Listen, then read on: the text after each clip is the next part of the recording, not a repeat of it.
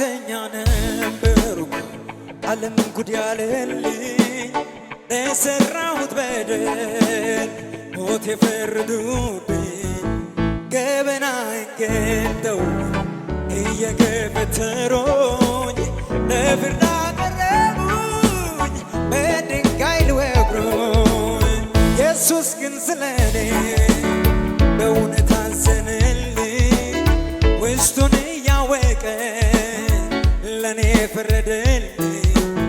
ከከሳሾቼ እጅ በጥበብ አስጥሎኝ በንባብ እርሱ ሞቶ ከፈለልኝ በምሕረቱ ዛሬ ቆሜያለሁ ለኔ ሞቶ እኔ ድኛለሁ ነፍሴን ከሚሹ ከከሳሾቼ ሃሌሉያ